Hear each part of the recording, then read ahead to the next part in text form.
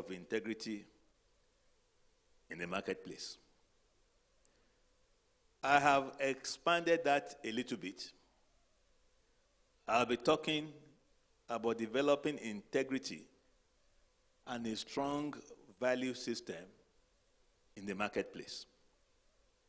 Developing integrity and a strong value system in the marketplace. Your senior pastor introduced me as a senior pastor who happens to be the MD CEO of Nigeria's foremost development finance institution, the Bank of Industry. If he had taken time to read out my CV to you, if I say so myself, it's impressive. They will tell you I went to University of Ibadan. I have a bachelor's degree in economics as a USA scholar. I went to American Graduate School of International Management. I have a master's in international management. As a Rotary scholar, they will tell you I'm a fellow of the Chartered Institute of Bankers. I'm a fellow of Chartered Institute of Stockbrokers. I'm director of this, director of that, and so on and so on. So it's a very good CV. But usually when I want to start and give a talk like this, I always say that is the CV that the world wants you to know. And for many of us, the CV that they read out is the CV of how you have packaged yourself. The CV you don't get to read about is the one that made you who you are. If you're a good student of history, and you hear somebody did this, somebody did that, which is why some people love to read autobiographies. Because you will now read some of the things that you will not know about. So I want to start the sermon by telling you about the CV that you don't know. Because the CV that you know is the perfect CV of my educational background, of how God has helped me, and how I have gotten to where I have gotten to. So who am I? I was born in Ibadan about 62 years ago. My father was a senior civil servant. He was the chief postmaster. Then, talking about 65, 70 years ago, when you still had the white men here. So he was a big man. The big quarters that they gave him. He didn't stay in the quarters. He had built his own house. Built a house in Ibadan, built a one in Ijabode. But he had a problem. He was looking for a boy. He wanted a boy very badly. So he kept on marrying different wives to get a boy. By the time he married my mother, she was number 5. And she was the youngest wife. Because the other women produced girls. And this man was doing fairly well. He wanted a boy. By the time my mother had me, she had waited herself about 14 years. So she had me in the 14th year of her marriage. And father was very happy. Unfortunately, by the time he had me, he was an old man. He was 61 years old. Because he was looking for a boy so badly, and he has now found a boy, nobody should touch this boy. The boy was practically spoilt. I was a spoilt boy. They told me I didn't used to greet anybody. Because you cannot touch daddy's boy. I used to sleep on my daddy's stomach, in the bedroom. It's not, this boy cannot stay somewhere else.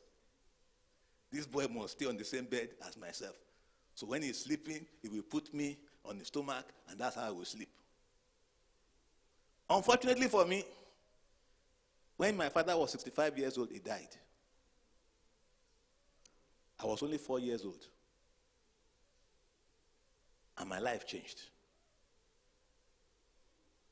Because the big man who was doing very well, who had these properties, who loved this boy, died. Unfortunately, his brothers were not as fortunate, as blessed as he was. So they had to take me from Ibadan. They brought me down to Lagos to stay with another uncle. This uncle of mine was staying in one-room apartment in Omididun Street in Lagos. Some of you know Omididun Street is downtown Lagos. My uncle had a room and a parlor. So if he had a room and a parlor, I couldn't sleep on the bed. I slept on the mat. So I went from the bed on my father's stomach to sleeping on the mat. I was getting ready to go to school. My uncle couldn't afford private school. So he enrolled me in a public school in downtown Lagos called St. John's School, Aroloya. Some of you are traders, we know Aroloya. So I went to school, carried my bag and trekked to school. So when my father died, the story had changed. Why am I telling you this story? Because sometimes when we come to preach like this, and they tell you that the MD of Bank of Industry is here, you will think that all of us were born in Ikoyi. You will think that the story that you are about to hear does not concern you because you are on these different social levels. Some of you grew up in homes better than the home I grew up in. Some of your children are attending private schools. I trekked to school in my brown khaki. If you knew Omididun Street in Lagos, adjoining area of Omididun is Amuto. Amuto is just down the road from Omididun. That was the place we used to play. What kind of people play in Amuto? People that take drugs. What type of people live on Omididun? Down the road, prostitutes. They had different places. What were the things the boys used to love to do? Oh, you prayed that you had enough money to go and pay them money to do Eyo when they are doing Eyo.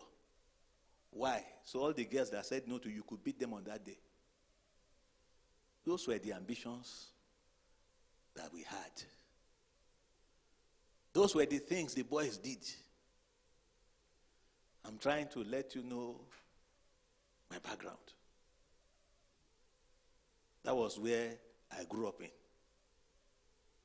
You had Amuto. You had Onola. Okekpopo. It's at downtown Lagos. Till now, they are still downtown Lagos. Oh, the big boys in those days. You hear things like Omopupa, Boboyo. Those were the thugs. They fought with knives. That was the area I grew up in. As I was growing up, my mother came to me one day. She said, look, you don't have peers to play with. So I'm thinking of, even though I would like to keep you to myself, but I want you to have education, good education. So I have looked around some of the uncles that you have, those that have children about your age. I would like you to tell me which of the homes you want me to take you to so they can help you grow up with their own children. Because he wanted the best for me. So she gave me two options. Two homes. One uncle of mine who was very rich used to give them, I think, a shilling a day for the children. You know, that was a lot of money in those days. We eat and you still have change. And that uncle loved me because I was his senior brother's son that they had all been waiting for. So that is one option. I've spoken to him. He would like to have you. Then the other one, another uncle of mine, you know, he had boys about my age. His own boys went to private school, St. Mary's Convent. I used to enjoy the way their uniforms looked. They were very smart. They spoke good English. No children, they will correct my English. And then they had toys. When my mother used to take me to that house visiting, they'd be playing with toys. Somebody went to Australia and came back with toys for them. Those toys, those days, battery operated, you know, fire engines. They will hit the wall, they will come back. When my mother would say it's time to go home, I would still be playing with the toys because we didn't have toys. So when she gave me the option of which house I wanted to be, guess what? I went for the toys. The child wants to. I was thinking of the house where I will go to and play with the toys forever. So I chose the house of the other uncle with boys my age with toys. I didn't know it was a wrong choice. The man was too strict. At 5 o'clock in the morning, the bell will go off. It was time for prayer. We will read English Bible. We will read verse by verse. Each person will read one verse. If you made a mistake, he will cane you because we will have corrected you. In the evening, around 7:30, 8 o'clock, the bell will go off again. Time for prayer. Yoruba Bible. You will read verse by verse. Read Yoruba Bible, you read Atoka. You know, in the morning you read English Bible and maybe daily bread. Very strict man. If you made mistake, he used the cane generously. So I told my mother I made a mistake. I would like to pot. She went and told the man. The man said, not on your life. This boy has entered this house. I will make sure I make a man out of him. He's not going anywhere. In fact, for complaining, I will reduce the time he spends with you on holidays. And I used to look forward to holidays with my mother. And I said, look, you have spoiled this boy. Anyway, that was when my life began to change. So it doesn't matter how poor you are, what type of home you are brought up, is the type of discipline and the teachings that you have. So the fear of God, was built into us right from a very early age, from the house. That was the family that changed my life. Because in that family, they feared God. And by the way, his own house was not very far. His house was number 30, Binuyo. Binuyo is just down the road from Onola. But in his own house, even though from the house where we were staying, we could see Onola, we could not go down to go and play in Onola. Not on your life. Your wife was a teacher. We went to school in the morning, came back in the afternoon. She would give us extra lessons. That was when character was being built up. Unfortunately for me, when I was 12 years old, my mother died. And then I became like a rascal. I was very unhappy. The only friend I had who will speak to me as an adult, who told me everything, had died. I was in secondary school, maybe around Form 2, when she died. I became very playful. Education was not important, I just did what I could do. I managed to pass the classes. In those days, anyway, they were trying to push all the students. I made it to Form 5 and sat for WAEC. When the results came out, I made P7 in 7 subjects.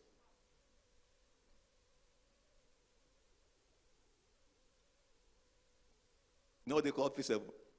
They have changed the things now. The thing will start from A1.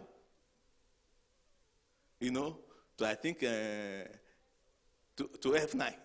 So it is, by the time you get to P7 is the like you are not going, you are not coming. You have P7, P8, F9. P7, P8 and F9, basically they are the same. Because then I had become very rascally. I went to school in Ijebu-Ode. That was the school my uncle sent me and his last son. Because that was the school he went, Ijebu-Ode Grammar School. In that school, we put on uniform and knicker. But our friends who were in Lagos, who went to FSS, they were repeating, something like that, they put on jeans. They were the people who were in town. So we wanted to come to Lagos and be in town too.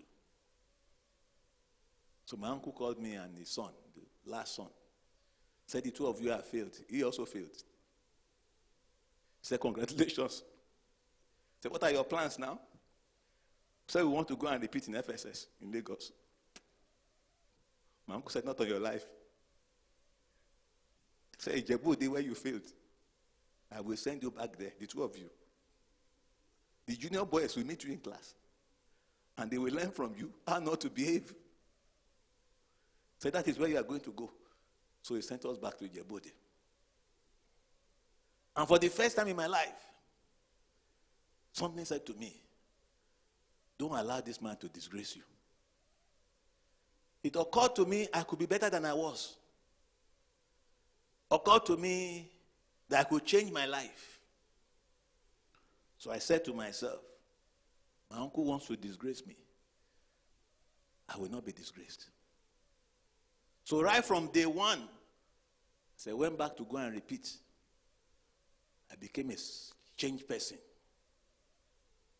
I went back with determination to show this uncle of mine that I was not going to be disgraced.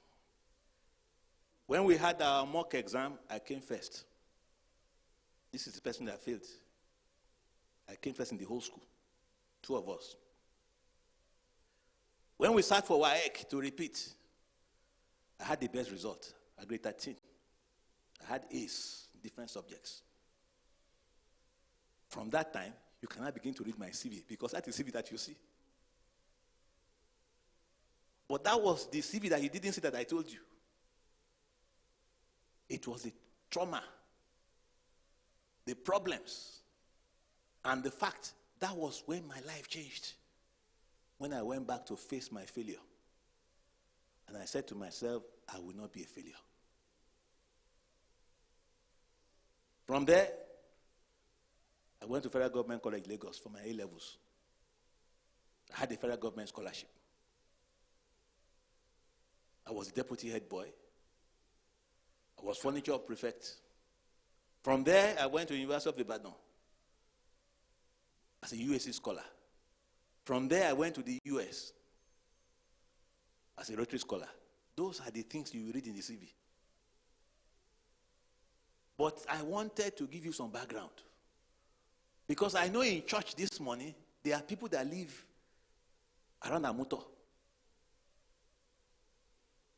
There are people that live in downtown Ikoyi, maybe where you are. You are an illegal occupant. Any time from now, they can drive you away. Sometimes your mother does not even know where school fees will come from.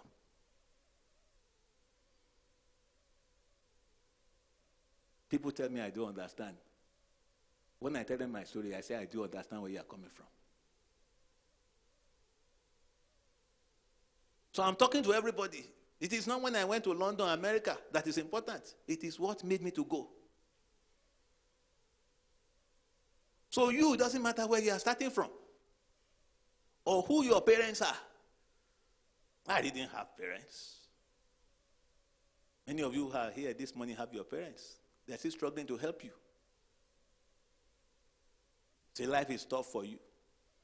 Life couldn't have been tougher for a 5-year-old boy that went from sleeping on his father's stomach to sleeping on the mats.